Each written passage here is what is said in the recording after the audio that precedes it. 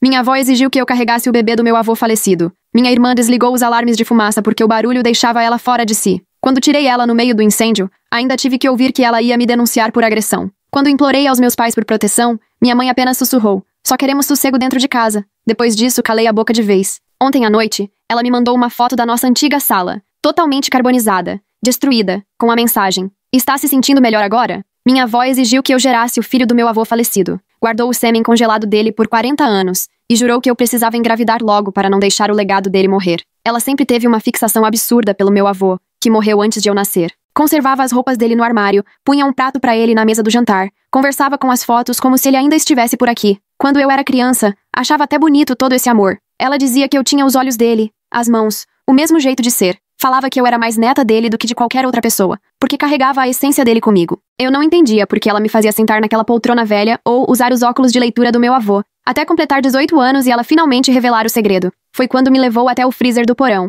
aquele que sempre esteve trancado para mim. "Esse freezer está cheio de gelo seco e do legado do seu avô", disse ela. 20 frascos do sêmen perfeito dele. Explicou que aguardava o recipiente certo, alguém do mesmo sangue, mas jovem e pura o bastante para carregar a semente dele do jeito certo. Ele sempre quis ter mais filhos. Ela falou: "Você vai realizar esse sonho." Quando recuei, horrorizada, ela cravou as mãos nos meus ombros. "Você não entende? Vai trazer ele de volta. Uma parte dele vai caminhar por esse mundo de novo, e só você pode fazer isso. Seus óvulos com o sêmen dele são iguais à ressurreição." Ela ainda completou: "Já marquei tudo numa clínica que não faz perguntas. A inseminação seria já na semana seguinte. Corri contar pros meus pais, mas eles já estavam por dentro. É o que ele teria querido." Minha mãe murmurou, desviando o olhar. Naquela noite, tentei fugir com uma mala, mas minha avó tinha dado um jeito no meu carro e sumido com as chaves. Fui tentar ir a pé pra rodoviária, mas meu pai veio atrás de caminhonete e me trouxe de volta. "Pra onde você pensa que vai?" ele perguntou. "Ela vai te encontrar onde for." Até tentei acionar a polícia, mas o que eu poderia dizer sem parecer maluca? A atendente sugeriu terapia familiar.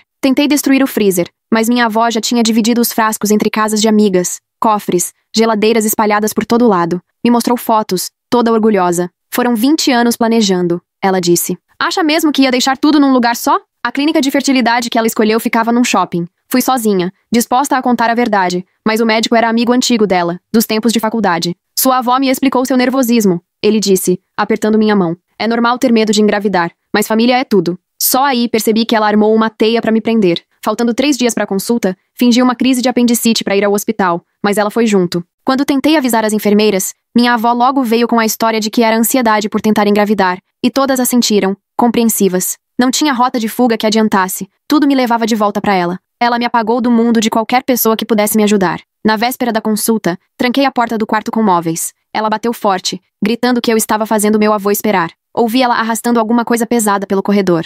Levou o freezer portátil até minha porta, chorando porque as amostras podiam descongelar se eu não saísse logo. 40 anos mantendo ele vivo aqui dentro. Ela chorava. 40 anos pagando armazenamento, vigiando temperatura, protegendo o futuro dele. Acha que vai acabar com tudo isso com uma porta? Depois de um tempo, o barulho parou. Daí ouvi o zumbido de uma furadeira. Ela estava tirando a porta das dobradiças, tudo enquanto cantarolava a música favorita do meu avô. Fui pra janela, mas ela tinha pregado tábuas do lado de fora enquanto eu dormia. Meu quarto virou uma jaula. Meu celular estava descarregado. O carregador sumiu do nada. Ela planejou tudo nos mínimos detalhes, e eu caí como uma idiota. A porta caiu com estrondo. Ela apareceu na entrada segurando uma seringa e um cooler. A camisola dela manchada de alguma coisa. "Se você não vai à clínica", ela disse com aquela calma assustadora, "vamos fazer do jeito antigo." Seu avô nunca confiou em medicina moderna mesmo. Atrás dela, meus pais parados, parecendo zumbis, treinados pra nunca contrariar. Tentei passar por eles, mas meu pai me segurou, chorando enquanto prendia meus braços. "Deixa ela fazer", ele sussurrou. "Ela nunca vai parar. Nunca vai te deixar ir." Minha mãe ajudou a me arrastar pra cama, enquanto minha avó fazia tudo com a habilidade de quem já fez aquilo 1000 vezes. "Fui enfermeira antes de conhecer seu avô", ela disse, puxando o sêmen descongelado pra seringa. "Consigo te engravidar até de olhos fechados." Veio se aproximando como se fosse um ritual sagrado. "Seu avô foi o único homem que valeu a pena pra mim. Não vou esperar mais 1 minuto pra realizar o sonho dele." Eu me debatia, mas meus pais me seguravam com força. Minha avó afastou minhas pernas com um olhar frio. Beijou o frasco como se fosse uma relíquia. "Agora você está voltando pra mim, querida." Colocou a seringa entre minhas pernas. Minha mãe virou o rosto, mas não soltou meus tornozelos. O quarto girava. A última coisa que vi, antes de apagar, foi minha avó com a seringa, pronta pra ressuscitar o passado. Acordei ainda de roupa, com a luz do sol entrando entre as tábuas da janela. Meu corpo doía de tanto lutar. A lembrança da noite anterior caiu sobre mim como um balde de água fria. Minha avó, a seringa, o freezer portátil. Sentei na cama de supetão, me examinando desesperada. Tudo parecia normal. Será que ela tinha feito mesmo? Ou conseguia escapar de algum jeito? A porta do quarto estava torta, quase fora do lugar. Os móveis que usei como barricada espalhados pelo chão. No criado mudo, um copo de suco de laranja e um bilhete com a letra trêmula da minha avó. Beba, querida. Agora você precisa das vitaminas. Levantei-me cambaleando, as pernas fracas. A casa estava num silêncio estranho. Espiei pelo vão da porta, vi o corredor levando até a escada, nenhum sinal da minha família. Fui andando devagar, desviando da tábua que rangia perto da cômoda. Na cozinha, minha avó cantarolava enquanto mexia os ovos na frigideira, usando o avental preferido, aquele das rosas bordadas que meu avô tinha dado para ela. Meus pais estavam sentados à mesa, encarando as xícaras de café como se esperassem desvendar todos os segredos do universo ali dentro. Minha avó se virou quando escutou meus passos, e ao me ver, o rosto dela se iluminou com uma alegria tão intensa que me deu calafrios. Ela veio até mim e pousou as duas mãos na minha barriga, apertando levemente. Como estamos nos sentindo hoje de manhã? Algum enjoo? Falou como quem entende do assunto. Isso é completamente normal no início da gravidez. Antes que eu pudesse recuar, ela já me conduzia até uma cadeira. Preparei o café da manhã preferido do seu avô. Ele sempre dizia que ovos faziam bem pro cérebro do bebê. Afastei o prato na mesma hora.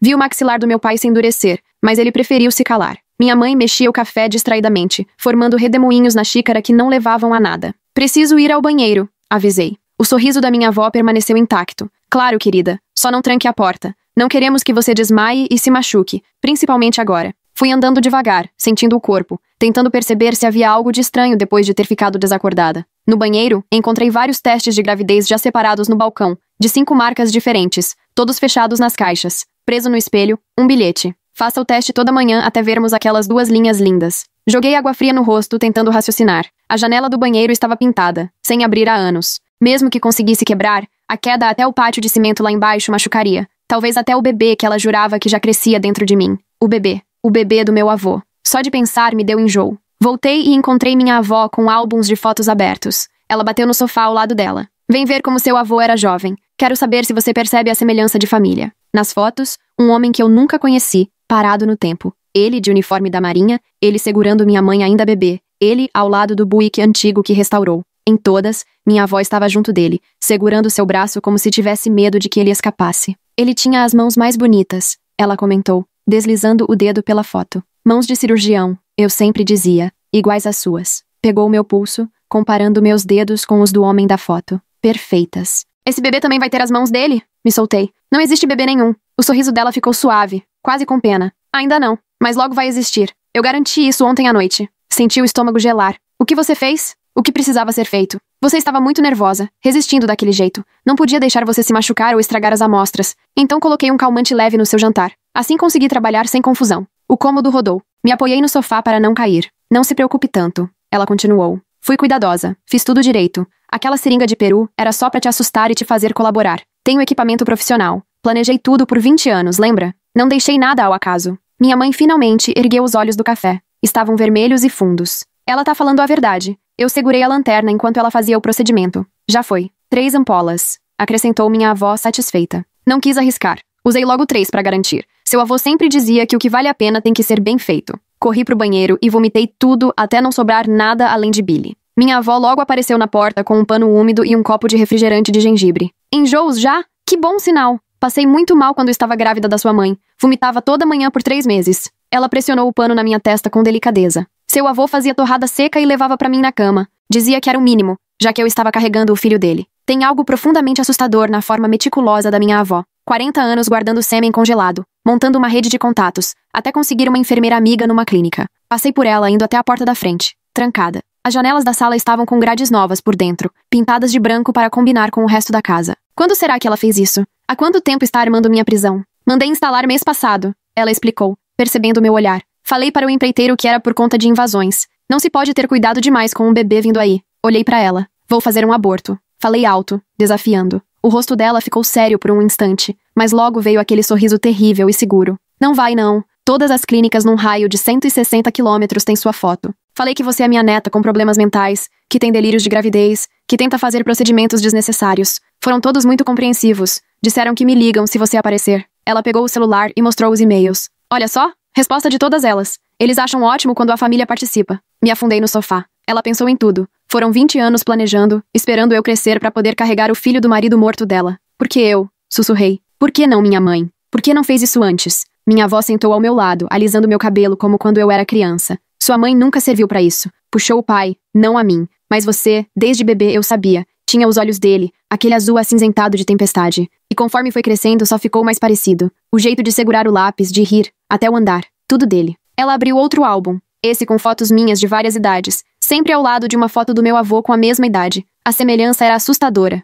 Te preparei sem você saber. As vitaminas que te dou desde os 12 são pré-natais. Para preparar seu corpo para esse momento. Aquele histórico médico da família que pedi ano passado era triagem genética. Tudo para chegar aqui. De repente, meu pai se levantou, arrastando a cadeira no chão, e foi olhar pela janela, os ombros tremendo de choro contido. Não ligue para ele, minha avó disse. Ele está emocionado. Vai ser avô, mesmo que de um jeito diferente. Isso é doentio, falei. Você é doente. Isso tudo é loucura. Ela deu um tapinha no meu joelho. Você vai entender quando segurar aquele bebê. E ver o rosto do seu avô ali de novo. O amor que vai sentir não tem explicação. E eu vou estar aqui com você. Vamos criar ele juntas. Já comecei a transformar o quarto de hóspedes em berçário. Me levantei, as pernas bambas. Vou embora. Você não pode me prender aqui para sempre. Na verdade, posso sim. Procuração. Fiz isso anos atrás, quando você operou o apêndice aos 16. Você assinou tudo o grog da anestesia. Entre eles, havia um documento me dando procuração médica para casos de emergência. Ela pegou uma pasta na mesinha ao lado. E existe algo mais urgente do que uma gravidez numa jovem mostrando sinais de sofrimento emocional? Os papéis tinham todo aquele aspecto oficial.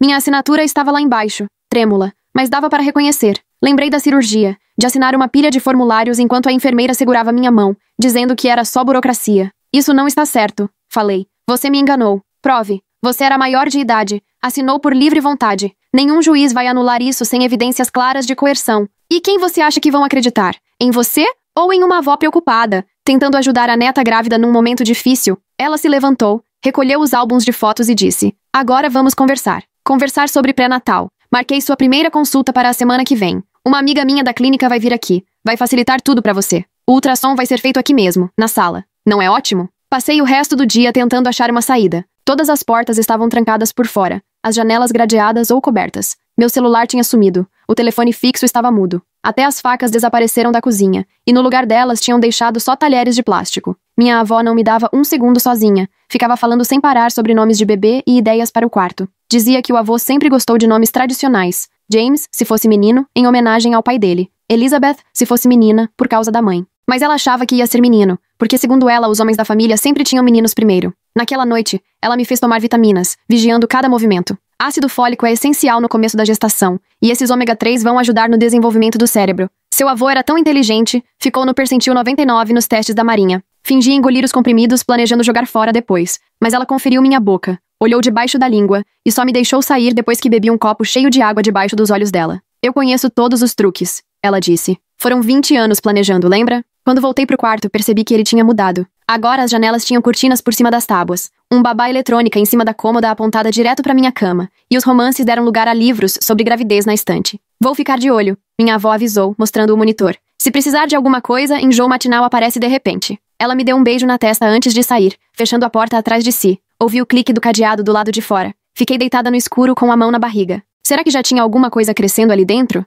Dava pra sentir? Só de pensar nisso me dava vontade de arrancar a pele. 3 ampolas, ela tinha dito. 3 ampolas do esperma do seu avô morto, injetadas enquanto você estava inconsciente. Só de lembrar me dava um misto de raiva e nojo, mas eu sabia que só sentir raiva não ia me tirar dali. Precisava pensar, criar um plano. Minha avó passou 20 anos armando tudo, mas eu tinha uma carta na manga, a própria obsessão dela. Ela precisava que eu estivesse saudável para a gravidez que acreditava que estava começando, então não podia me machucar, nem me sedar demais, nem deixar que eu definhasse. Uma hora ou outra, ela ia precisar da minha colaboração. Isso era a minha vantagem. Passei um bom tempo encarando a luz vermelha do babá eletrônica no escuro, sabendo que minha avó estava em algum lugar da casa assistindo, esperando qualquer sinal de enjoo ou problema, esperando ver o marido morto renascer em mim. Fechei os olhos e comecei a traçar um plano. De manhã, ouvi os passos dela do lado de fora às 6 em ponto. O cadeado abriu, e ela entrou com uma bandeja de café da manhã e mais vitaminas. Fingi que dormia enquanto ela arrumava tudo na mesinha e ajustava o monitor. Quando saiu,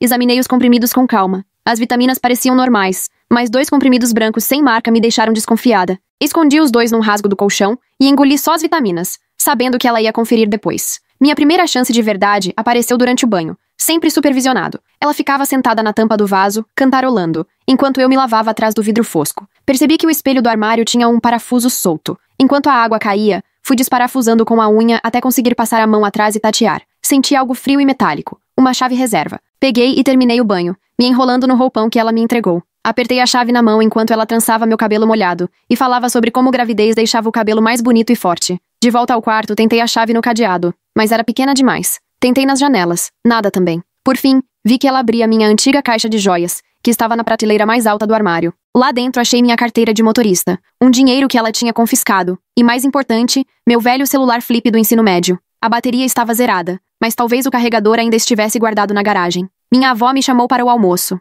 Ela serviu sopa de tomate, bolachas e chá de gengibre. Meus pais estavam sentados à mesa como estátuas. Pareciam nem notar minha presença. Me obriguei a comer enquanto ela falava sobre cores para o quarto do bebê. Depois anunciou que íamos sair para comprar roupas de gestante. Meu coração quase saiu pela boca. Finalmente uma chance de sair dali. Mas a esperança foi embora quando ela apareceu com uma cadeira de rodas. Disse que gravidez deixava as mulheres tontas e não podia arriscar que eu caísse em público. Meu pai me colocou na van, minha mãe veio logo atrás com a bolsa dela. No shopping, minha avó não soltava da cadeira por um segundo. Quando tentei falar com uma vendedora, ela logo interveio, dizendo que eu tinha ansiedade severa e pedindo paciência. A loja de gestante parecia uma armadilha fechando ao meu redor. Ela escolheu vestidos largos e calças de elástico, comentando como meu corpo ia mudar nos próximos meses. Saiu de lá com roupas para uma gravidez inteira, de todos os tamanhos. Na volta, vi um carro de polícia parado no sinal. Tentei acenar para o policial, mas minha avó percebeu e puxou o quebra-sol para tampar a janela. Lembrou meu pai de pegar o caminho alternativo para evitar o que ela chamava de trânsito estressante. Naquela noite,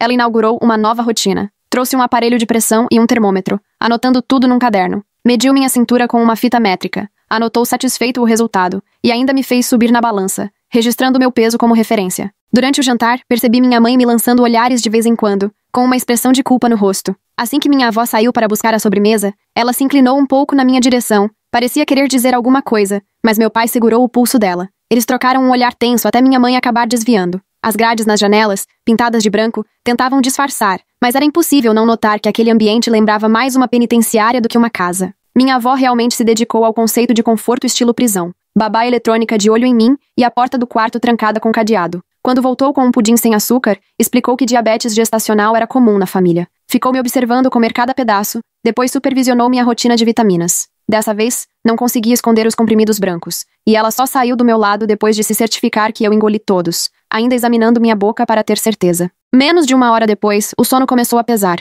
Os tais comprimidos brancos eram sedativos para me manter obediente e grogue. Tentei resistir ao efeito, mas minhas pálpebras começaram a pesar. A última imagem que vi foi minha avó ajustando o babá eletrônica, garantindo que ficaria de olho em mim até enquanto eu dormia. Acordei no meio da noite sentindo uma clareza estranha, efeito dos remédios já passando. Abri o armário, peguei o celular antigo e fui até a porta, ouvindo com atenção. A casa estava silenciosa. Usei um grampo de cabelo para levantar a trava da janela só o suficiente para abrir uma fresta. O ar frio entrou de repente. Fui empurrando a janela devagar, centímetro por centímetro, torcendo para ninguém ouvir o rangido. As grades de fora eram resistentes, mas consegui passar o braço. Fiquei tateando a parede externa até encontrar o que procurava. A tomada onde a gente costumava ligar as luzes de Natal. Peguei o fio do abajur, passei por entre as grades e conectei o carregador do celular. Ia demorar horas para carregar, mas pelo menos era um começo. Puxei tudo de volta, fechei a janela e fiquei com o coração disparado. Na manhã seguinte, minha avó estava mais desconfiada do que nunca. Analisou minhas pupilas, encostou a mão na minha testa e ainda quis saber se eu tinha dormido direito.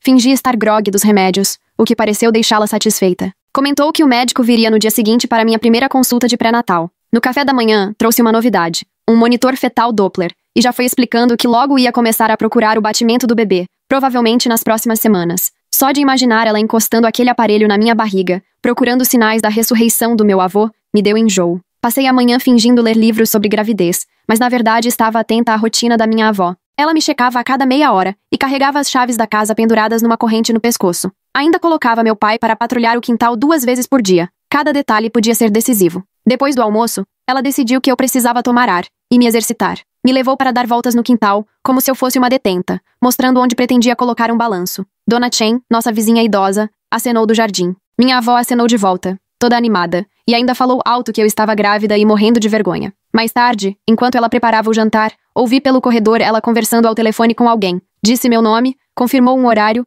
e comentou sobre pagamento em dinheiro. Pela fresta da porta, vi seus passos inquietos para lá e para cá. Tudo indicava que ela estava arrumando mais gente para garantir que seu plano desse certo. Naquela noite, quem trouxe meu jantar foi minha mãe. Ela entrou, colocou a bandeja com as mãos trêmulas e tentou sair rápido, mas eu segurei sua manga. Ela parou, sem conseguir me olhar. Puxei-a para perto e, num sussurro desesperado, contei tudo o que minha avó estava fazendo e pedi ajuda. O rosto dela se desfez em tristeza. Admitiu que sabia que era errado, mas se sentia completamente impotente. Minha avó tinha um segredo do passado dela, uma coisa que poderia acabar com sua vida se fosse revelada. Ela não podia arriscar. Se afastou chorando e saiu do quarto, me deixando sozinha com minha comida e meu desespero. Aquela noite, os sedativos pareciam ainda mais fortes. Lutei com tudo para não apagar de vez. Entre uma piscada e outra, vi minha avó entrando no quarto perto da meia-noite. Ela se aproximou, colocou a mão na minha barriga e começou a sussurrar para o bebê que achava estar crescendo dentro de mim. Contou ao espírito do meu avô sobre os planos para o quarto do bebê, os possíveis nomes, como o legado dele continuaria. Prometeu criar a criança do jeito que ele gostaria. A obsessão já tinha devorado qualquer resquício de sanidade ou afeto materno. Para minha avó, eu não passava de um recipiente. Na manhã seguinte, o médico apareceu. Veio com um ultrassom portátil e uma maleta. Minha avó me fez vestir camisola de hospital e deitar na cama. Tentei explicar que tudo aquilo era contra a minha vontade, mas ela logo disse ao médico que eu sofria de ansiedade e delírios de gravidez. Ele, claramente pago para fingir que não via nada, ignorou meus protestos e fez um exame básico, com minha avó assistindo de perto. Durante o ultrassom, como ainda não havia sinal de nada, ela nem desanimou. Afirmou que era cedo, mas que queria ter um registro inicial. O médico concordou em voltar toda semana para acompanhar. Depois que ele foi embora, minha avó estava radiante. Mostrou a imagem do ultrassom do meu útero vazio, dizendo que logo veríamos um coraçãozinho batendo. Já tinha colocado a foto numa moldura com a inscrição "Primeira foto do bebê" e a data. Aquela noite, finalmente consegui carregar o celular o suficiente para ligar. Coloquei no mudo assim que ligou e comecei a procurar sinal. Só tinha uma barra. Tentei ligar para o 190, mas a ligação não completava. Mandei mensagens para todo mundo que lembrei, mas todas voltaram. Minha avó devia ter instalado algum bloqueador de sinal. Desesperada, tentei acessar o navegador do celular, bem simples, e consegui entrar no meu e-mail. Escrevi uma mensagem apressada para minha melhor amiga da faculdade, contando tudo. Assim que apertei enviar, minha avó abriu a porta. Ela estava com um detector de sinal portátil, daqueles usados para achar câmeras escondidas, que apitava sem parar na minha direção. O rosto dela não mostrava surpresa, só decepção. Estendeu a mão pedindo o celular. Não tinha saída, entreguei. Ela vasculhou o aparelho, viu minhas tentativas de pedir ajuda e só balançou a cabeça, triste. Explicou que tinha instalado bloqueadores de sinal pela casa meses antes. O único telefone que funcionava era o fixo, sob controle dela. Para me punir, colocou meu colchão no chão e tirou todos os móveis em que eu pudesse subir. Ela colocou uma nova trava no armário e tirou tudo, deixando só o básico de roupas. O babá eletrônica ganhou mais 2 câmeras, cobrindo todos os cantos do quarto. Também inventou uma regra nova. Agora eu teria que dormir presa, para impedir qualquer tentativa de fuga à noite. Trouxe algemas hospitalares e me prendeu nos ganchos que instalou no chão. Eu conseguia me mexer o suficiente para não ficar desconfortável, mas não ao ponto de causar problemas. Os dias seguintes passaram num borrão de sedativos e vigilância. Minha avó continuava com aquele sorriso forçado, como se a gente estivesse organizando uma grande festa em vez de viver um pesadelo. Lia livros infantis para minha barriga, colocava música clássica dizendo que era pro bebê se desenvolver bem e seguia anotando tudo sobre meu corpo, obsessivamente. Meu pai ficava cada vez mais incomodado com tanta restrição e tantas câmeras, mas minha avó cortava qualquer tentativa de protesto sem nem piscar. Lembrava para ele que ele também era culpado, que tinha me ajudado a ficar presa naquela primeira noite. Ele estava paralisado, preso na própria culpa e no medo. No 5º dia desse cativeiro, minha avó deu um deslize. Esqueceu o caderno em cima do balcão da cozinha enquanto foi atender a porta. Deu tempo de eu ver páginas e páginas de anotações minuciosas sobre meu ciclo, temperatura, até janelas ideais para fertilização. Descobri que ela me monitorava há anos, sem que eu soubesse. Mas o que mais me chamou a atenção foi uma página chamada Planos de Contingência, com vários cenários e respostas. Se eu fugisse, tinha gente dela vigiando rodoviária e aeroporto. Se eu procurasse a polícia, ela tinha documentos para provar que eu era mentalmente instável. Se eu engravidasse de outro para atrapalhar os planos, ela dizia que dava um jeito de alegar que o bebê ainda era do meu avô. A campainha era o tal amigo médico trazendo o resultado dos exames de sangue. Ele confirmou que eu ainda não estava grávida, o que deixou minha avó impaciente. Decidiu tentar outra inseminação ali mesmo, apesar de o médico sugerir esperar o momento ideal. Naquela noite, enquanto meus pais faziam vigia na porta do quarto, ela veio com a seringa e a caixa térmica, pronta para forçar o material genético do meu avô em mim, mais uma vez. Implorei que meus pais impedissem, mas eles nem olhavam na minha cara. Dessa vez resolvi lutar diferente. Deixei meu corpo mole, como se fosse peso morto, dificultando para ela me posicionar. Comecei a hiperventilar, me deixando tonta, causando cãibras. Minha avó se irritou, preocupada achando que eu podia me machucar e estragar todo o plano reprodutivo. Resolveu esperar eu me acalmar, mas continuei a fingir estar mal. Cheguei a vomitar o jantar, dizendo que o estresse estava me deixando doente. Ela não quis arriscar, e acabou me dando um sedativo mais forte, prometendo tentar de novo no dia seguinte. Mas eu já tinha ganhado tempo, e durante minha crise fingida, percebi uma coisa fundamental. O olhar que prendia a restrição do meu pulso esquerdo estava um pouco solto depois de tantos puxões dos últimos dias. A madeira do chão começava a lascar. Fiquei horas naquela noite mexendo no olhar, usando a própria restrição como alavanca, puxando em ângulos certos até sentir que ele cedia. Meu pulso ficou em carne viva, sangrando, mas pela manhã o olhar estava visivelmente mais frouxo. Minha avó viu o machucado, passou pomada antibiótica e me deu uma bronca, sem perceber o que eu realmente estava fazendo. Ela enrolou uma gaze, o que acabou ajudando a esconder o estrago. Estava tão preocupada com minha saúde reprodutiva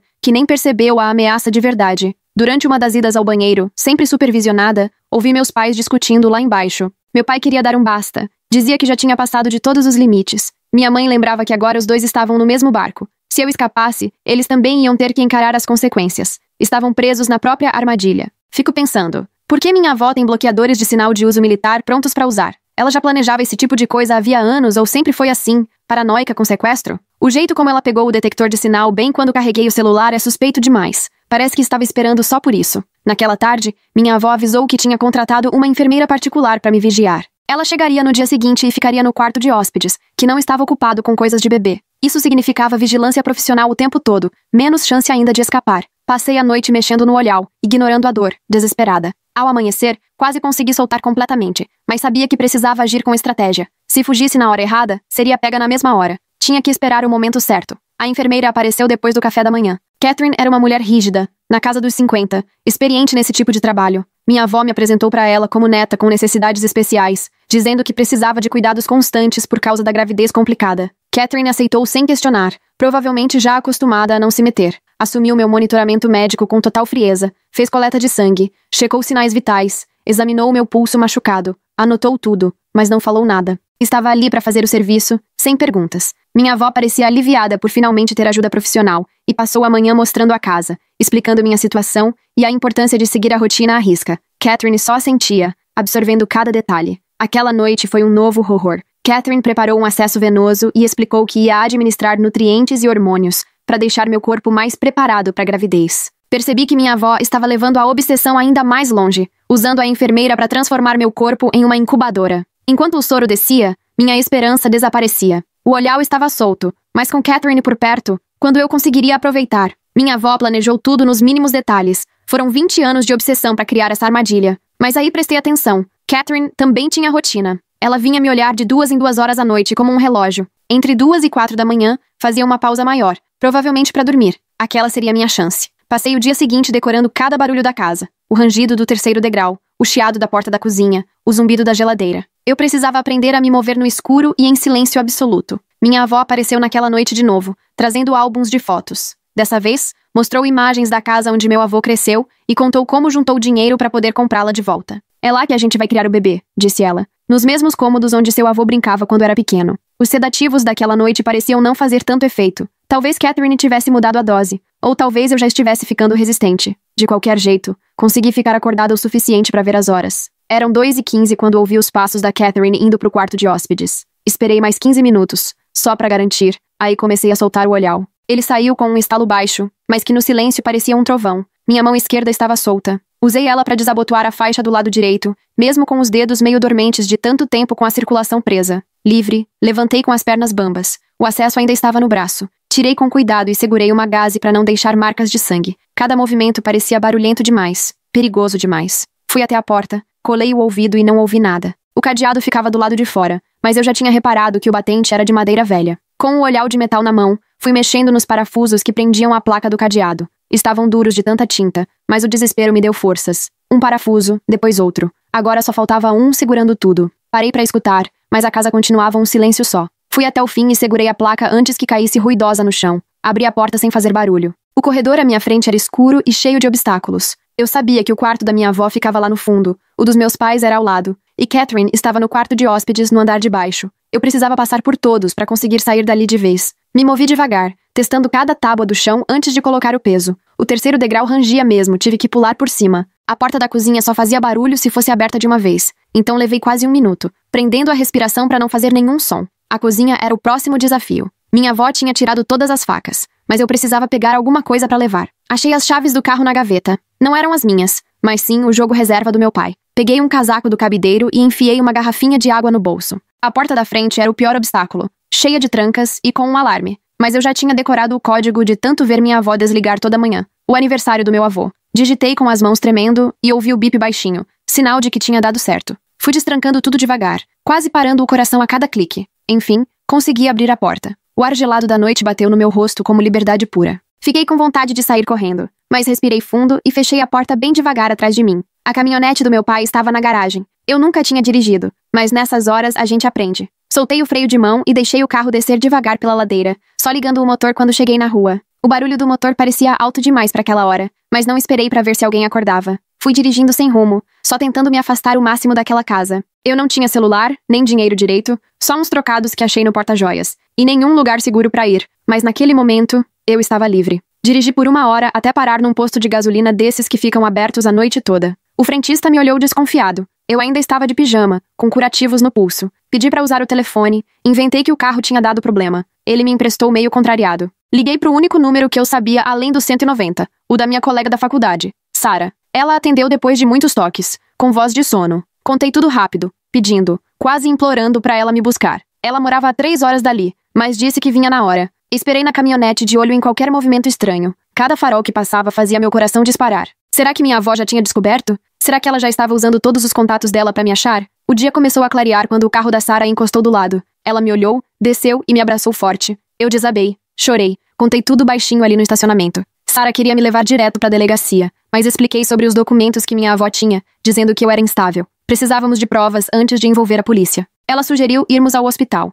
mostrar os machucados, fazer exames para descobrir o que estavam me dando. Só que no caminho, vi algo que me gelou. O carro da minha avó, parado bem na porta do pronto-socorro. Ela já tinha previsto isso também. Sara deu meia volta na hora. Pegou caminhos diferentes até chegar no apartamento dela. A gente precisava de um novo plano. Minha avó tinha 20 anos de preparação, mas agora eu tinha algo que ela não esperava. Uma amiga de fora do controle dela. Chegamos no AP da Sara quando o trânsito já começava a encher. O prédio tinha portaria, o que dava uma segurança. Lá dentro, ela me ajudou a tomar banho, me deu roupa limpa. Aquilo tudo parecia tão fora da realidade depois de semanas presa. Sara era estudante de direito, e isso foi essencial. Começou a registrar tudo. Tirou fotos dos machucados, anotou cada detalhe do que tinha acontecido, pesquisou sobre a validade da procuração que minha avó conseguiu sabe-se lá como. Explicou que, antes de procurar a polícia, a gente precisava juntar provas. Mas o tempo jogava contra. Minha avó era cheia de contatos, tinha recursos, era incansável. O apartamento da Sara era um abrigo, mas temporário. Como se ela sentisse, o telefone tocou. Número desconhecido.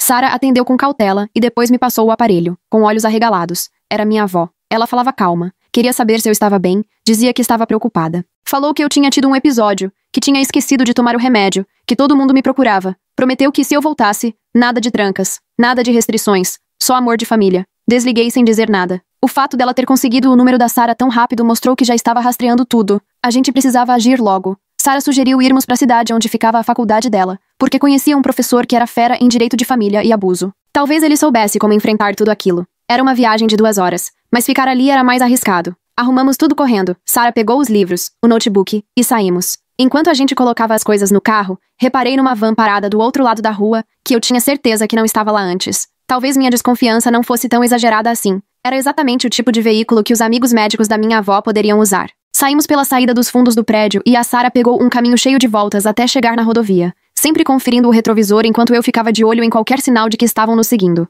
Do lado de fora, a vida seguia normalmente, com gente indo pro trabalho e tocando a vida, sem ideia do pesadelo do qual eu estava fugindo. No meio da viagem, o telefone da Sara tocou de novo. Dessa vez era minha mãe. Sara colocou no viva voz quando fiz sinal. Minha mãe chorava, implorando para eu voltar para casa, dizendo que só queriam me ajudar, que minha avó estava desesperada de preocupação. Falava que eu não estava bem, que precisava do remédio, que estava colocando a mim e ao bebê em risco. O bebê que nunca existiu, o remédio que só me deixava dopada, e essa ajuda, que na verdade era uma prisão. Falei para minha mãe que não ia voltar nunca mais e desliguei. Na mesma hora, Sara desativou a localização do celular, percebendo que podiam estar nos rastreando. O networking dela na faculdade de Direito estava salvando nossa pele, enquanto minha avó, feita uma detetive, já tentava rastrear nossos telefones. É aí que a gente percebe que um plano de fuga precisa sempre de um segundo plano na manga. Chegamos na faculdade ao meio-dia. O professor da Sara, Dr. Gutierrez, topou nos receber logo depois de perceber o desespero na voz dela. O escritório dele era abarrotado de livros e processos, diplomas cobrindo as paredes.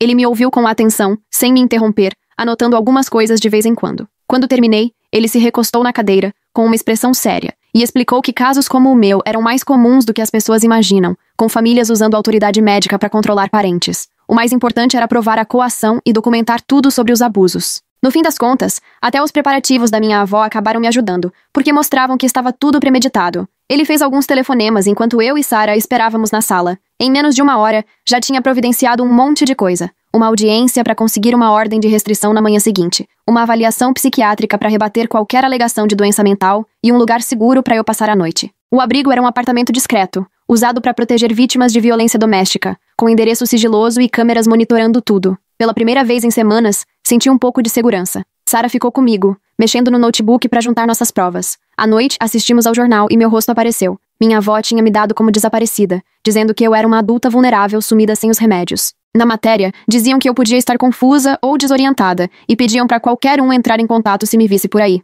O Dr. Gutierrez ligou avisando que era esperado. Minha avó estava tentando tomar conta da história, se colocando como a cuidadora preocupada. A audiência no dia seguinte seria decisiva. Eu precisava me mostrar calma, racional e convincente, mesmo depois de tudo o que tinha passado. Mal consegui dormir, assustando a cada barulho. Sarah ficou acordada comigo, ensaiando possíveis perguntas do tribunal. Ela achou casos parecidos na internet, de familiares usando procuração médica para controlar alguém. Alguns conseguiram se livrar, outros não. O dia amanheceu rápido demais. Sarah tinha comprado roupas mais formais para eu usar na audiência. Um blazer simples e uma calça social que me faziam parecer mais madura e confiável. Encontramos o Dr. Gutierrez no fórum, onde ele me apresentou a advogada que conseguiu para mim, uma mulher chamada Patrícia, especialista em abuso. O fórum passava uma sensação estranha, de segurança e medo ao mesmo tempo. Os seguranças e detectores de metal garantiam que minha avó não chegaria perto de mim, mas o processo significava que eu ia ter que encará-la de novo. Patrícia explicou tudo. Estávamos pedindo uma medida protetiva de emergência e contestando a procuração. E aí eu os vi.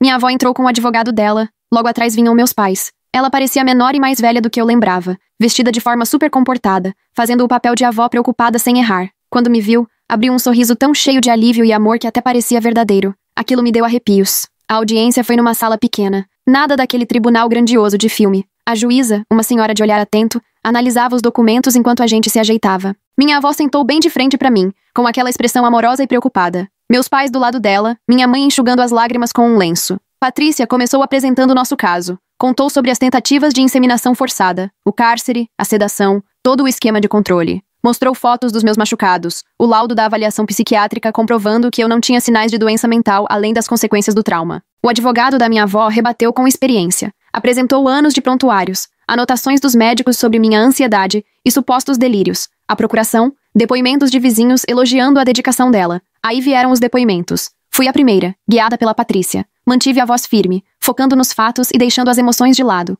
Relatei sobre o freezer, as seringas, as contenções. A juíza ouviu tudo, perguntando alguns detalhes quando precisava esclarecer. O contra-interrogatório foi mais puxado. O advogado da minha avó quis saber por que eu nunca tinha denunciado antes. Por que fiquei tanto tempo com ela se era abusiva? Por que não tinha provas físicas das tentativas de inseminação? Insinuou que eu estava confusa, talvez influenciada pela minha amiga, e que precisava do apoio da família. Minha avó depois em seguida e foi brilhante. Admitiu que era super protetora e talvez até controladora demais, mas sempre por amor. Disse que eu interpretei errado o desejo dela de que eu tivesse filhos, achando que era algo mais grave. Segundo ela, os materiais médicos eram só equipamentos antigos de enfermagem que ela me mostrou por nostalgia. As contenções, justificou dizendo que eram necessárias depois que eu fiquei violenta durante um surto psicótico. Chorou nos momentos certos. Falou do amor imenso que sentia por mim, do medo pela minha segurança, do desespero quando desapareci. Reconheceu alguns erros, mas sempre como atitudes de uma avó amorosa, não de alguém obcecada. Meus pais apoiaram a versão dela. Falaram das minhas mudanças de comportamento e das minhas supostas paranoias. Meu pai contou que me pegou conversando sozinha, planejando fugir de ameaças que só existiam na minha cabeça. Minha mãe inventou histórias sobre minha recusa em tomar os remédios, sobre crises de raiva. Tudo mentira, mas ela falava com tanta emoção que parecia verdade. A juíza pediu um intervalo. Patrícia comentou que as coisas estavam indo melhor do que ela esperava, mas lembrou que, sem provas muito fortes, juízes relutam em afastar familiares. As fotos ajudaram, mas o discurso da minha avó era convincente. No intervalo, a minha avó se aproximou, mesmo com Patrícia tentando impedir. Ela segurou minha mão, os olhos cheios de lágrimas, e implorou para eu voltar para casa. Prometeu que tudo ia mudar, que me ajudaria, que me amava mais do que tudo. Por um instante, quase acreditei. A avó que me criou ainda estava ali, distorcida, mas presente. Quando a audiência recomeçou, a juíza anunciou sua decisão. Concedeu uma ordem de restrição temporária, proibindo minha avó de chegar a menos de 150 metros de mim. Mas ela não cancelou totalmente a procuração, determinando uma avaliação completa e uma nova análise em 30 dias. No fim das contas, foi só uma vitória parcial. Minha avó ficou arrasada, mas aceitou com dignidade. Assim que saímos do fórum, ela gritou que sempre me amaria e que estaria esperando quando eu quisesse voltar. Meus pais foram atrás. Minha mãe ainda me lançou um último olhar suplicante. Do lado de fora, Patrícia explicou os próximos passos. A revisão em 30 dias significava que eu precisava mostrar independência rapidamente, arrumar um trabalho, garantir onde morar, continuar a terapia. Qualquer sinal de instabilidade daria munição para minha avó sustentar que eu precisava de vigilância. Sarah se dispôs a me receber até eu me organizar. Dr. Gutierrez indicou terapeutas e grupos de apoio para traumas. Patrícia garantiu que ia tentar anular de vez a procuração antes da próxima audiência. Agora eu tinha um time, gente disposta a acreditar em mim. Mas enquanto nos afastávamos do fórum, não conseguia me livrar da sensação de que aquilo estava longe de terminar. Minha avó planejou cada passo por 20 anos. Não ia desistir por causa de um revés judicial. Ela ia dar um jeito, encontrar outra brecha. A ordem de restrição era só papel. E papel não segura obsessão. Naquela noite, já no apartamento da Sarah, senti de verdade o peso da minha liberdade. Sem câmeras, sem portas trancadas, sem remédios forçados. Eu podia sair quando quisesse. Escolher o que comer e a hora de dormir parecia um luxo, mas a liberdade vinha com seus próprios desafios. Eu não tinha dinheiro, nem experiência de trabalho, nem referências que não fossem ligadas à minha avó. Minha educação foi controlada e podada. Começava do zero, numa idade em que muita gente já construiu sua vida. Parecia impossível. Sarah me ajudou a montar um currículo, valorizando o pouco que eu tinha feito como voluntária, mesmo sob as ordens da minha avó. Candidatamo-nos a vagas online, buscando funções de entrada que não exigiam tanta checagem de antecedentes. Precisava começar a ganhar dinheiro logo para provar minha autonomia. 3 dias depois, minha avó fez sua próxima jogada. Chegou um pacote para mim no apartamento da Sarah. Dentro, um cobertor de bebê, tricotado à mão com uma lã amarela macia. O bilhete, com a letra da minha avó, dizia apenas: "Para quando você estiver pronta, todo meu amor, vovó." Era um recado. Ela ainda acreditava que eu estava grávida, ou que ficaria. A ordem de restrição não mudou o delírio dela. Se mudou algo, foi só reforçar a ideia de que meu comportamento era coisa de hormônio. O cobertor era ameaça e promessa ao mesmo tempo. Ela não ia desistir. Comecei terapia com a Dra. Snow, especialista em traumas familiares e abuso psicológico. Ela me ajudou a entender que o comportamento da minha avó era fruto de luto mal resolvido e doença, e não amor. A fixação dela com ressuscitar o passado por meio de uma gravidez era a forma de negar a morte do meu avô, parada no tempo igual ao sêmen dele. Dra. Snow também me fez enxergar o quanto fui condicionada. Anos de manipulação me ensinaram a desconfiar de mim mesma. Mesmo livre, me pegava tomando vitaminas pré-natais por puro reflexo, antes de lembrar que não precisava mais. Levaria tempo para me desfazer disso tudo. Uma semana depois de sair de casa, consegui um trabalho numa livraria. Joanne, a gerente, uma senhora simpática, nem quis saber muito sobre meu currículo. O serviço era simples, mas me fazia bem. Arrumar livros, passar no caixa, conversar com clientes sobre leitura. Eu sentia que estava voltando à vida. Sarah me acompanhou na busca por um apartamento. Fomos ver kitnetes minúsculas quase fora do meu orçamento, mas cada uma representava liberdade. Fiquei com um AP no 4º andar, sem elevador, mas com boa tranca e saída de emergência. Era pequeno e meio caidinho, mas era só meu. Os 30 dias passaram voando. Patrícia me preparou muito. Juntou documentos sobre meu emprego, aluguel, tratamento psicológico. Treinamos respostas, prevendo as tentativas da minha avó de pôr tudo a perder. Nesse tempo, minha avó também se mexeu. Contratou detetives que foram falar com meus vizinhos.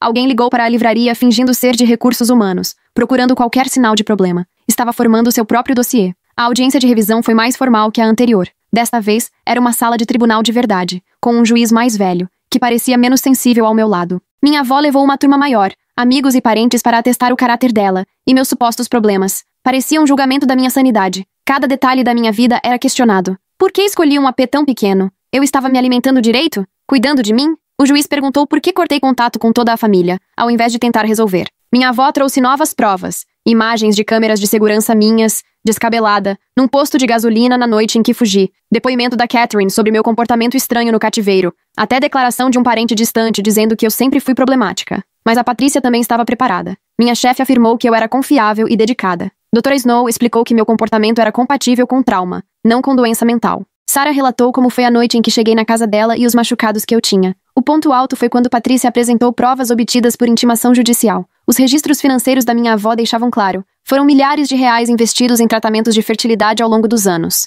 Pagamentos a médicos que aceitavam fazer procedimentos duvidosos e recibos de equipamentos médicos que nenhuma avó normal teria motivo para comprar. O juiz ficou horas deliberando, em um silêncio que parecia nunca acabar. Quando voltou, o rosto dele não entregava nada. Ele anulou completamente a procuração, dizendo que, independentemente do meu estado mental, eu era adulta e tinha direito de tomar minhas próprias decisões. A ordem de restrição continuaria valendo por tempo indeterminado. Nesse momento, minha avó perdeu totalmente o autocontrole. Levantou-se gritando, dizendo que eu estava cometendo um erro grave, jogando fora o legado do meu avô. Os seguranças do tribunal tiveram que segurá-la enquanto ela implorava para eu reconsiderar, para pensar na família que eu estava destruindo. Meus pais saíram com ela, os dois chorando. Eu tinha vencido. Legalmente, eu estava livre. Mas, olhando minha família desmoronar ali no tribunal, a vitória parecia vazia. Eles ainda eram minha família, mesmo que os laços estivessem tão distorcidos e partidos. Uma parte de mim sentia falta da avó que me criou, mesmo enquanto eu comemorava estar livre do que ela se tornou. Patrícia me avisou para seguir atenta. Vitória na justiça nem sempre significa estar segura de verdade.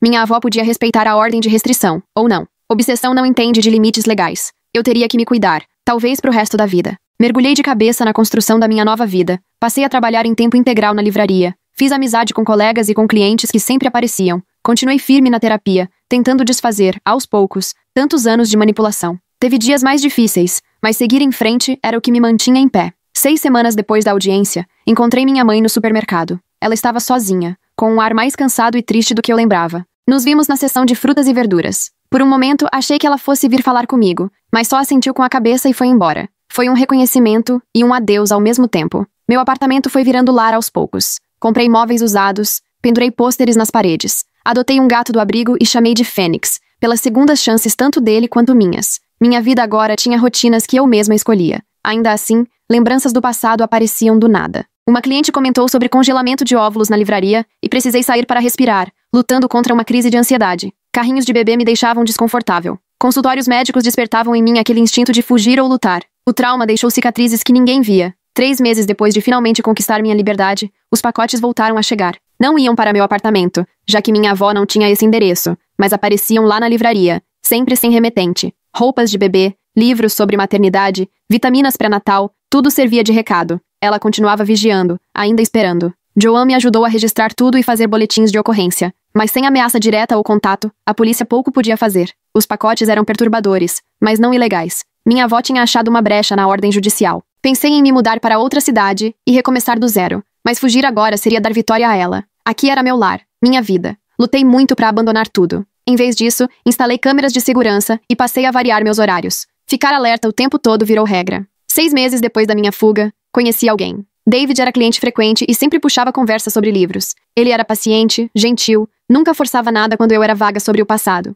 Nosso primeiro encontro foi num café movimentado, escolha minha. Ele aceitou sem questionar minha necessidade de controle, de ficar em um lugar público. Contar pra ele sobre minha avó foi assustador. Quem acreditaria numa história dessas? Mas David me ouviu sem julgar. Segurou minha mão quando chorei e se ofereceu para me acompanhar até em casa quando eu me sentia insegura. Ele não tentou me consertar, nem minimizar o que eu havia vivido. Simplesmente me aceitou do jeito que eu era. Depois que David passou a dormir no meu apartamento de vez em quando, os pacotes pararam por um tempo. Talvez minha avó tenha percebido que eu estava seguindo em frente, construindo uma vida que ela não alcançava, ou talvez estivesse planejando algo diferente. O silêncio, por incrível que pareça, me assustava mais. Meu primeiro aniversário em liberdade foi agridoce. Sarah fez questão de organizar uma festinha com amigos da livraria e do grupo de terapia. David fez um bolo do zero. Foi tudo o que um aniversário deveria ser. Gente querida celebrando mais um ano de vida. Mas não consegui deixar de lembrar dos aniversários com minha avó, antes da obsessão tomar conta dela. Naquela noite, achei um pacote na minha porta. Não era roupa de bebê dessa vez, mas um álbum de fotos. Só imagens minhas crescendo, sempre ao lado da minha avó, todas cuidadosamente escolhidas para mostrar só momentos felizes. Na última página, uma única foto. Meu avô jovem, segurando um bebê. Era impossível negar a semelhança comigo. Dentro, um bilhete. Você não pode fugir de quem é. Ele está no seu sangue, esperando para voltar. Quando você estiver pronta para o seu destino, estarei aqui. Todo o meu amor para sempre, vovó. Queimei o álbum na pia, vendo anos de lembranças virarem cinza. Mas guardei o bilhete, como prova e como lembrança. Minha avó nunca ia deixar de acreditar nas próprias fantasias. Cabia a mim ser forte para resistir sempre. O aniversário de 1 ano da minha fuga veio junto com outro pacote, dessa vez entregue na livraria. Era uma pulseira médica, com meu nome gravado e as palavras legado do avô. Joan interceptou a embalagem antes que eu visse, mas o olhar dela dizia tudo. Minha avó estava começando a escalar de novo. David sugeriu que a gente desse um tempo. Fosse viajar no fim de semana para eu respirar um pouco. Fomos para um chalé de um amigo dele, a umas 3 horas da cidade. Estar longe pareceu um alívio. Durante o dia, caminhávamos. À noite jogávamos jogos de tabuleiro, fingindo ser só mais um casal curtindo férias. Mas no domingo de manhã, acordei e vi que tinham cortado os pneus do carro do David. O dono do chalé ligou perguntando se a gente tinha passado o endereço para alguém. Disseram que alguém vinha ligando, dizendo ser da família e que havia uma emergência. O alcance da minha avó era maior do que eu imaginava. Conseguimos um guincho para voltar para a cidade, mas a mensagem estava clara. Não existia lugar onde ela não pudesse me encontrar. David ficou calmo, mas vi nos olhos dele a preocupação. Ele começava a entender o tamanho do que eu enfrentava. Quando voltei pro apartamento, encontrei a Sarah esperando na porta. Ela tinha recebido a visita de uma mulher que se apresentou como assistente social e começou a fazer perguntas sobre minha saúde mental e minha situação de moradia. Só que essa mulher não tinha nenhum crachá, nenhum tipo de identificação oficial, e saiu correndo quando a Sarah ameaçou chamar a polícia. A Patrícia mandou eu anotar tudo, nos mínimos detalhes. Os pneus furados, a falsa assistente social, a pulseira médica, Tudo mostrava que o assédio estava aumentando. Mesmo assim, como não havia contato direto nem ameaças claras, as possibilidades legais seguiam restritas. A ordem de restrição só valia para manter distância física. Troquei de novo a minha rotina, mudei o caminho para o trabalho, passei a fazer compras em outros lugares,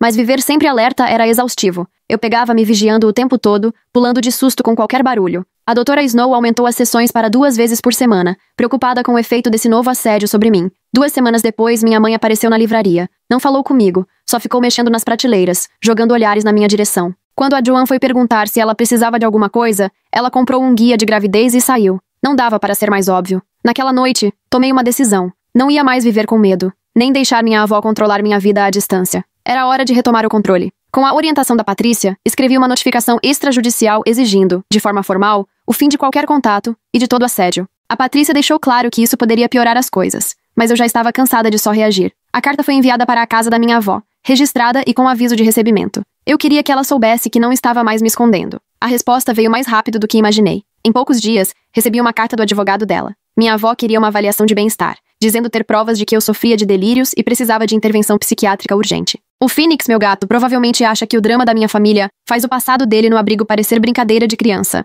Pneus furados, falsas assistentes sociais e presentinhos com guias de gravidez. Pesado para uma terça-feira de quem trabalha em livraria. Na carta, vinham anexados depoimentos de amigos médicos da minha avó, todos se dizendo preocupados com a minha saúde mental. Patrícia respondeu na hora, mas o estrago já estava feito. 2 policiais apareceram no meu apartamento para fazer a tal avaliação. Foram educados, mas fizeram perguntas sobre meus remédios, quem me apoiava, meu tratamento psicológico. Fiquei calma. Mostrei os registros das sessões de terapia, meu comprovante de trabalho. Eles saíram tranquilos, mas a sensação de invasão ficou. Meu chefe também recebeu uma visita. Alguém tinha feito denúncia dizendo que uma funcionária com problemas mentais tinha acesso ao caixa e aos dados dos clientes. A Joan me defendeu com todas as forças, mas eu vi nos olhos dos colegas a dúvida surgindo. O boato pegou. O David sugeriu que eu fosse morar com ele, já que o prédio tinha portaria, câmeras, era mais protegido. Até parecia que eu estava desistindo, mas o lado prático falou mais alto. Passamos o fim de semana levando minhas coisas, sem deixar rastro no prédio antigo. Mesmo assim, os pacotes continuavam chegando, agora no prédio do David, no número do apartamento dele. Babás eletrônicas, bombas de leite Brast, um avental hospitalar bordado com vovô bebê. Os porteiros logo perceberam e começaram a segurar os pacotes antes que chegassem até mim. A Sarah descobriu como minha avó me rastreava. Um detetive particular me seguia havia meses, anotando tudo sobre meus passos, meus relacionamentos, minha rotina. Os contatos da Sarah na faculdade de Direito ajudaram a identificar o sujeito. Um policial aposentado, acostumado com casos de reunião familiar. Confrontamos ele na porta do prédio do David, com a Patrícia junto. Ele disse que estava só cumprindo o trabalho, ajudando uma avó preocupada a encontrar a neta com problemas mentais. Quando a Patrícia falou em medidas legais, ele prometeu largar o caso. Mas todo mundo sabia que minha avó só contrataria outro. A guerra psicológica só aumentou. Passaram a ligar no trabalho do David para perguntar sobre o namoro dele com uma mulher considerada instável. Avaliações falsas na internet sobre a livraria, citando uma funcionária perigosa. Denúncias anônimas para a vigilância sanitária por supostos maus tratos ao meu gato. Cada ataque era sutil, impossível de provar, planejado para me desestabilizar, sem descumprir a ordem de restrição. Minha avó tinha mudado de estratégia, usando sistemas e burocracia como arma. Era uma morte lenta, por 1000 pequenos golpes. A doutora Snow me ajudou a perceber o padrão. Minha avó não podia mais me obrigar a carregar o delírio dela, então tentava destruir a vida que construí sem ela. Se eu não podia ser o instrumento do renascimento dela, também não podia prosperar sozinha. Tudo chegou ao limite quando descobri que estava realmente grávida. O David e eu sempre fomos cuidadosos, mas nenhum método é 100% garantido. A ironia me esmagou. Depois de todas as tentativas forçadas da minha avó, aconteceu naturalmente, com alguém que eu escolhi. As 2 linhas rosas do teste pareciam o destino rindo da minha cara. Na hora eu soube o que precisava fazer. Aquela gravidez era escolha minha, corpo meu, decisão minha. O David me apoiou em qualquer caminho que eu escolhesse. A Sarah me levou a uma clínica em outra cidade, onde ninguém me conhecia. O procedimento foi rápido, a recuperação tranquila, e o que senti foi só alívio. Mas de algum jeito minha avó ficou sabendo. Talvez ainda tivesse alguém de olho nas clínicas, apesar de prometerem sigilo. Ou talvez o detetive nunca tivesse largado o caso. Em uma semana, os pacotes mudaram. Agora eram cartões de luto para o vovô bebê, programas de funeral pelo legado perdido, fotos do meu avô carimbadas com a palavra assassinado. A Patrícia acionou a justiça para ampliar a ordem de restrição, incluindo assédio por terceiros. O juiz foi compreensivo, mas explicou as limitações da lei. Sem provas de que era minha avó quem mandava os pacotes, sem ameaças diretas, não havia muito o que fazer. O sistema não foi feito para esse tipo de guerra psicológica. Passei a reagir de outra forma. Em vez de me esconder, resolvi me tornar visível. Comecei a compartilhar minha história em grupos terapêuticos, alertando outras mulheres sobre controle coercitivo e abuso reprodutivo. Me envolvi em trabalho voluntário num abrigo para mulheres, ajudando outras a escaparem de famílias abusivas. Transformei meu trauma em motivação. Minha avó odiava isso. Os pacotes aumentaram, agora com impressões das minhas atividades e bilhetes dizendo, espalhando mentiras e traindo a família. Só que eu não parei. A cada pessoa que ajudei, era como recuperar o pedaço de poder que ela tentou me tirar. David me pediu em casamento numa terça-feira qualquer, num clima tranquilo, só nós dois na cozinha dele. Sem grandes gestos, ele sabia que se casarmos aquilo poderia piorar o estado da minha avó, mas queria enfrentar tudo ao meu lado. Eu aceitei, e decidimos fazer algo bem discreto, só um casamento no cartório, com Sarah e Joan como testemunhas. Nada de anúncio, nada de redes sociais, nem papelada espalhada por aí. A cerimônia rolou numa tarde de quinta-feira, celebrada pela mesma juíza que, tempos atrás, tinha cancelado minha procuração. Ela me reconheceu, sorriu com carinho, como se fosse um ciclo se completando, de prisioneira por obrigação a casada por escolha. Em poucos dias minha avó ficou sabendo. Os pacotes começaram a chegar com meu nome de casada, cheios de papéis de divórcio, solicitações de anulação, artigos sobre casamentos inválidos. Mas agora parecia tudo feito no desespero, como se fossem os últimos suspiros de uma obsessão que estava perdendo a força. Fui promovida na livraria, virei subgerente, e Joan começou a me preparar para assumir quando ela se aposentasse. Finalmente tinha construído algo que minha avó não podia destruir: competência, confiança, laços de verdade. A vida que ela tanto tentou impedir seguia crescendo, apesar de tudo. 1 ano depois do casamento, meu pai ligou para a livraria. Joan me passou o telefone com um certo receio. A voz dele soava envelhecida, cansada. Ele disse que minha avó tinha sido internada, tinha sofrido um AVC por causa do estresse e da fixação em tudo aquilo. Ela estava pedindo por mim. Desliguei sem responder. David me abraçou enquanto eu chorava. E não era pela avó doente no hospital, mas por aquela que tinha me criado, me amado, antes da obsessão tomar conta. Essa já tinha ido embora há anos, substituída por uma estranha com o rosto dela. Depois do AVC, os pacotes pararam. Minha mãe mandou uma última carta, avisando que minha avó havia sido internada numa clínica cada vez mais confusa, passando os dias conversando com a foto do meu avô e planejando um quarto de bebê que nunca ia existir. No fim, a obsessão consumiu tudo o que restava dela. Eu me sentia livre, mas também meio vazia. O inimigo que me definiu por tanto tempo tinha desaparecido, e agora eu precisava descobrir quem eu era sem essa sombra. A doutora Snow me ajudou a atravessar o luto complicado de perder alguém que foi ao mesmo tempo cuidadora e carcereira. A vida foi voltando ao normal, quase monótona. David e eu adotamos um cachorro para fazer companhia ao Phoenix. Quando Joan se aposentou, assumi a livraria. Começamos a receber amigos em casa para jantares, gente que sabia da nossa história e nos amava mesmo assim. Depois de tudo, o simples parecia extraordinário. No segundo aniversário da minha fuga,